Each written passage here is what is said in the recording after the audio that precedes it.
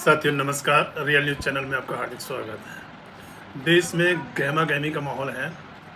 दरअसल supreme court में तमिलनाडु सरकार की एक रिट याचिका आई थी, जिसमें उन्होंने बताया था कि राज्य सरकार ने 10 बिल पास करके राज्यपाल के पास भेज दिए, लेकिन राज्यपाल उस पर दस्तखत नहीं कर रहे हैं और ना ही कोई कारण बता रहे हैं।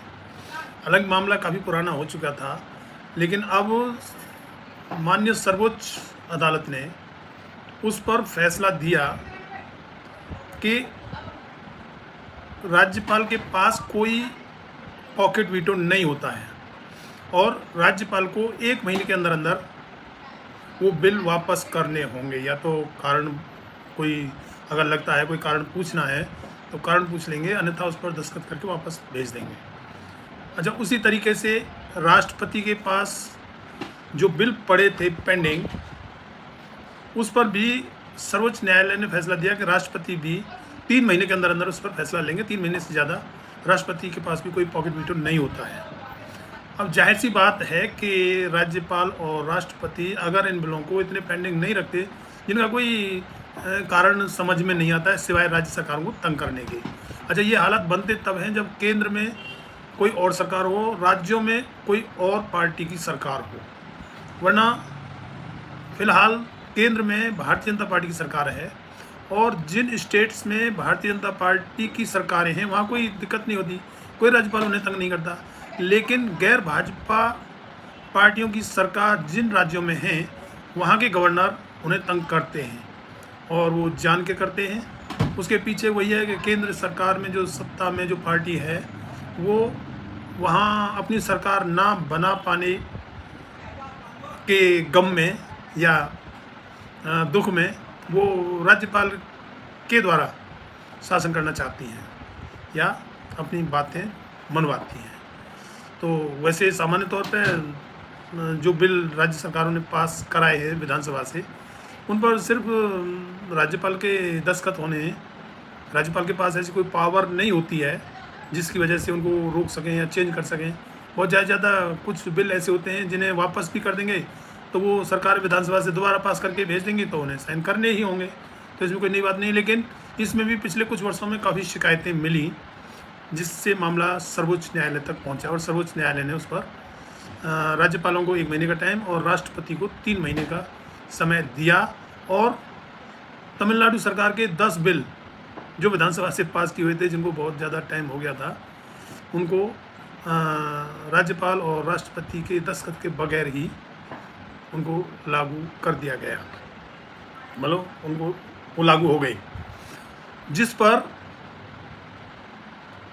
देश के उपराष्ट्रपति जगदीप धनखड़ जी को बड़ी दिक्कत हुई और उन्होंने एक सभा में प्रशिक्षुओं की जो क्लास थी उसमें उन्होंने भाषण देते समय कहा कि हमारे यहाँ ऐसे ऐसे जज आ रहे हैं जो इतना वो कर रहे हैं।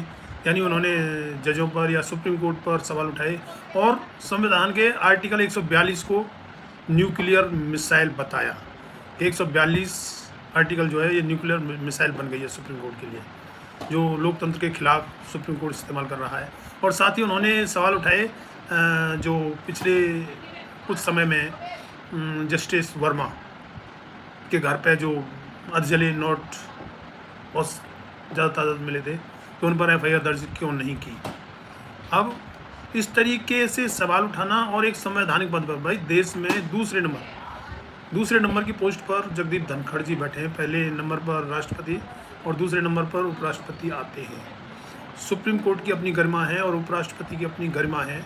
अगर उन्हें किसी तरह की कोई दिक्कत थी तो जैसा कि कपिल सिब्बल राज्यसभा सांसद जो है समाजवादी पार्टी की तरफ से, उन्होंने कहा भी कि अगर उसमें कोई दिक्कत है तो उसमें रिट दाखिल की जा सकती है और कोर्ट से उस पर पुनर्विचार के लिए भी कहा जा सकता है या उस पर वो सलाह मांगी जा सकती है। लेकिन इस तरीके से बयान नहीं देने चाहिए थे। हालांकि जगदीप धनखड़ जी पहले से ही विवादास्पद रहे हैं। जब वो पश्चिमी बंगाल में राज्यपाल के पद पर रहे हैं तो ममता सरकार से उनकी किसी न किसी बात पर चलती रहती थी और उसके बाद में उपराष्ट्रपति बनने के बाद भी राज्यसभा के जो पदेन सभापति होते हैं, राज्यसभा में भी बार बार उन पर आरोप लगते रहते हैं कि वो पार्टी विशेष का या कहेंगे सत्ताधारी पार्टी का पक्ष लेते हुए उनके खिलाफ कुछ नहीं बोलते हैं और विपक्षियों के खिलाफ बार बार कमेंट्स या उनको सदन से निकालना या निलंबित करना, इस तरीके की कार्रवाई एक पक्षीय करते हैं जो नहीं करनी चाहिए। अच्छा, उपराष्ट्रपति श्री जगदीप धनखड़ जी को इसमें तो अचानक, हालांकि उनका ये काम नहीं था, वो उपराष्ट्रपति हैं, उनका पार्टी से तो कोई मतलब भी नहीं होना चाहिए और अंदरूनी आपके दिल में जो भी हो, लेकिन कम से कम सामने तो नहीं दिखना चाहिए, उन्हें तो बोलने की ज़रूरत भी नहीं थी। अच्छा, वो अचानक पीछे देखा गया, वो जाट भी बन जाते हैं। जब उनकी एक सांसद ने मिमिक्री की तो उन्होंने कहा कि ये देश के जाटों का अपमान है, लेकिन तब वो जाट नहीं होते जब जाट बेटियों के साथ में ब्रजभूषण शरण सिंह के द्वारा इतनी हरकतें की गई और वो धरने पर बैठी और उनके साथ में पुलिस ने क्या जोर ज़बरदस्ती की, उस पर जगदीप धनखड़ जी जाट नहीं रहे और नहीं बोले। तो इतने ऊंचे पदों पर बैठे हुए लोगों को बड़ी गरिमा के साथ में व्यवहार करना चाहिए, नहीं तो हंसी का पात्र बनते हैं।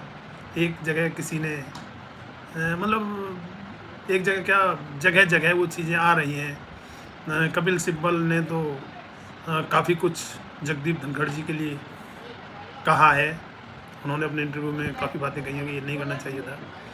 अच्छा, उसी तरीके से अब और आगे मामला बढ़ गया।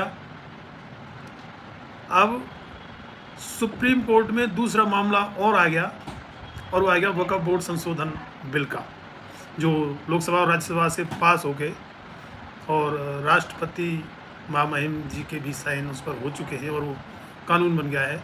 जब वो सर्वोच्च न्यायालय में पहुंचा तो उसमें सीजेआई साहब ने, जो सरकार की तरफ से जनरल सॉलिसिटर तुषार मेहता उपस्थित थे, उनसे पूछा कि जब आप लोग वक्फ बोर्ड में गैर मुस्लिमों को एंट्री दे रहे हो तो क्या तिरुपति बालाजी बोर्ड में आप मुस्लिमों को एंट्री देंगे? अच्छा, दूसरे उन्होंने और सवाल दागे, जिनमें एक ये था कि जो सन 1300, 1400 और 15वीं शताब्दी की जो मस्जिद और दरगाह हैं, उनकी डीट, उनके कागज़ वो कहाँ से लाएंगे? उनके कागज़ भी आप मांग रहे हो। तो उसको वक्फ बाई यूजर कहा गया है। तो कुछ सवाल दागने पर जो केंद्र सरकार है वो असहज हो गई और तो तुषार मेहता जनरल सॉलिसिटर जो कुछ जवाब नहीं दे सके, पहले दिन भी नहीं दे सके, फिर उन्होंने अगले दिन के लिए रिक्वेस्ट की तो कोर्ट ने अगले दिन का भी समय दे दिया, उस पर भी वो कोर्ट को सेटिस्फाइड नहीं कर पाए, जिस पर जनरल सॉलिसिटर ने 1 हफ्ते का समय मांगा। तो जिस पर सर्वोच्च न्यायालय ने उनको 1 हफ्ते का समय देते हुए कहा कि 1 हफ्ते में आप अपना जवाब दाखिल करें।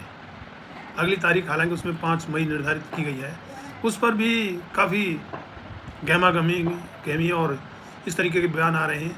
एक भाजपाई सांसद निशिकांत दुबे, जो केंद्र सरकार के बड़े लाडले सांसद हैं, जब संसद में किसी का जवाब देना हो या कोई नई बात करनी हो तो उधर से निशिकांत दुबे ही खड़े होते हैं।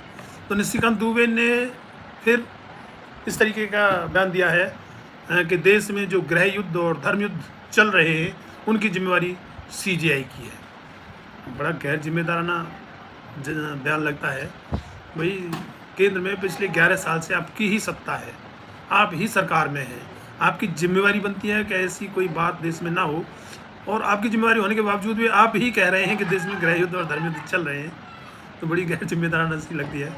तो इस तरीके से मेरा कहना यह है कि बड़े पदों पर बैठे लोगों को बड़ी गरिमा के साथ में व्यवहार करना चाहिए। नीचे छुटवैये कुछ बोल दें तो उनकी बातों को नज़रअंदाज किया जा सकता है, लेकिन बड़े पदों पर बैठे लोगों द्वारा भी और बड़े पदों पर बैठे लोगों के लिए भी गरिमा में माहौल रखना चाहिए, गरिमा में बयान होने चाहिए, वरना उससे देश में एक अलग ही माहौल बनता है जो अच्छा नहीं होता है। इस पोस्ट में इतना ही। पोस्ट अच्छी लगी हो तो चैनल को लाइक, सब्सक्राइब और कमेंट में अपनी राय जरूर दें। धन्यवाद। जय भीम।